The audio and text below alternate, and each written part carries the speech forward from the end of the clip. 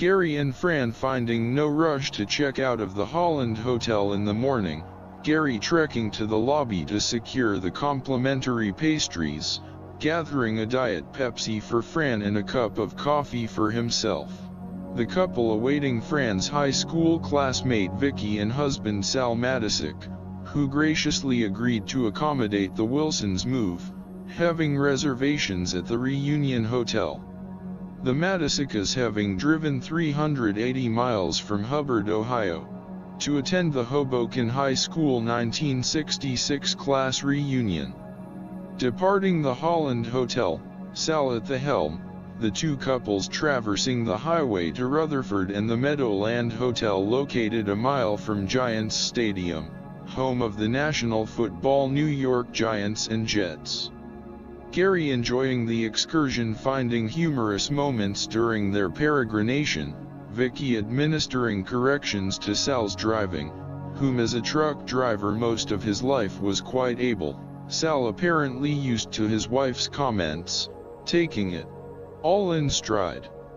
Arriving at the Renaissance Meadowlands Hotel, their reservations confirmed, the desk clerk noting Fran's name, asserting that a Bob Santangelo had inquired about her. The wives huddling together, then informing Gary and Sal they wanted to return to Hoboken, having been years since they traveled down Washington Street, designated 40 years ago as the Avenue. Fran, anointed as a native of Hoboken, espousing from a full-time working mother Gladys and her father, Francis Marion, whom she was named after and upheld a family occupation as a member of the Postal Service. Her grandfather William E. J. Harriet, a Hoboken postmaster, the Hoboken Postal Branch named in his honor, but later a casualty of the misaligned passing tributes to Hoboken disavower Frank Sinatra. The town having currently evolved from its past, the once primary residence of 3- and 4-story walk-up apartments now converted into exclusive condominiums with elevators, Fran discerning that this wasn't the Hoboken she grew up in. The travelers stopping at Stan's Sporting Goods, a convenience still remaining from the past, and with Fran's return, Gary was now sporting a Hoboken Red Wings hat. A second stop at the Hoboken Museum, the two couples entering through the alcove on Hudson Street, a single hostess seated at a desk welcoming them. Gary perceiving the historic photographs of the military shipyard repair docks from both World Wars. Posted was a tribute to the once proud Hoboken factories of Lipton Tea, Maxwell House Coffee, Hostess Confectionery, the infamous Bethlehem Steel Corporation, and the historic Delaware, Lackawanna, and Western train stations, all from a past era enhancing this small community of 1 square mile. Hoboken a paramount contributor to the commerce of the nation, but its industrial presence no longer standing, the town just a footnote of its historic past.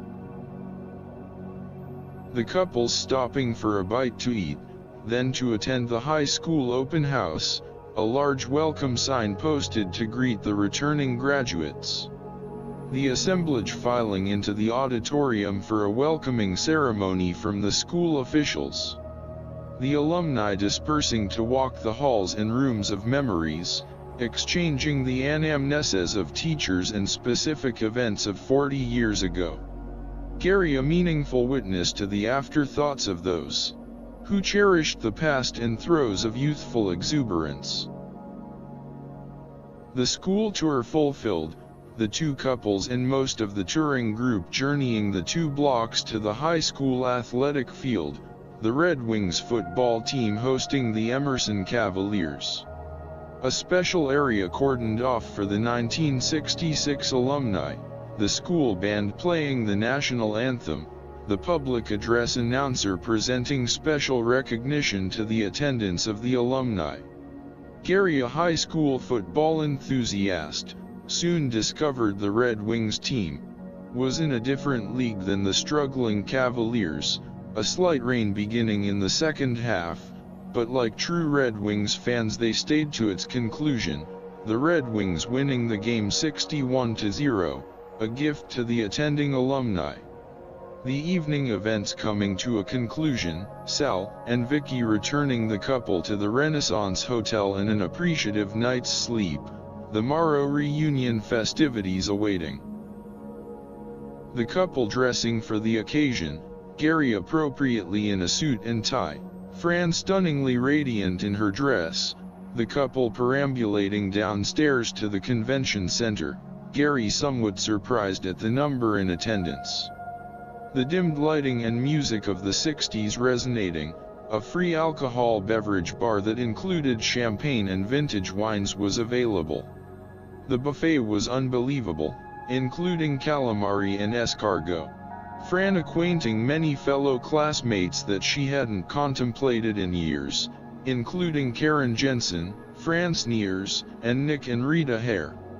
Gary being introduced to the amenities from Fran's past, the current Hoboken Chief of Police Carmen Lebruno and finally Bobby Santangelo making his presence known. The evening coming to a conclusion with an elevator ride to their room, the couple weary, but dexterous for their return home. The Meadowland morning dawning, Fran and Gary meeting again with Sal and Vicky who generously pre-offered their transportation to the Newark Liberty Airport, a Boeing 757 awaiting for their flight home. The couple for the second time discussing about a stay in Denver for a day, Fran in the past desiring to acquaint a longtime special friend John Madden, whom for over 30 years was a practicing attorney, their friendship beginning in the 60s when he was a member of the acclaimed Serendipity Singers. The prestigious 757 lifting off the ground, Gary able to see an illustrious observance of Hoboken, the island of Manhattan and New York City, the remembrance of this visit forever leonine, a memory not to be forgotten. Reaching the throes of the morning blue sky, the winged vessel heading westward, the magnificent view of the terrain passing beneath the expeditious aircraft, Gary as usual a sentinel of flight was mesmerized by the flow of the Earth's contour. The splendor a captivating scene, as always the hours passing as an abeyance. An arrival at Denver International Airport, the largest area airport in the United States, providing landings of over 600,000 aircraft per year, but not a hub for any major airline with the exception of low-cost Frontier Airlines which caters to only 76 destinations. The weather was once again a factor for the couple to question a layover with thunderstorms and rain, electing once again to postpone their visit. The couple boarding their scheduled United Airlines flight and continuing on to San Francisco.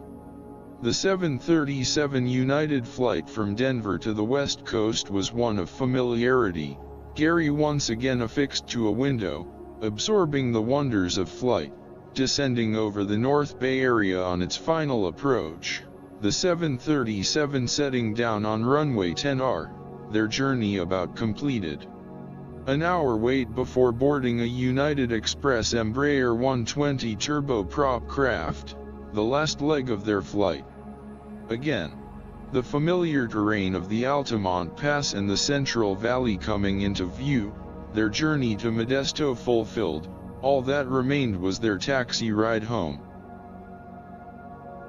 Returning to work, Gary having thoughts about their journey east, realizing that for Fran, it wasn't just a class reunion, but a Harriet family reunion and a way stop in life, to acknowledge the past, recognize the present and forecast the future. Gary having discovered through the years that one never knows the value of a moment until it becomes a memory.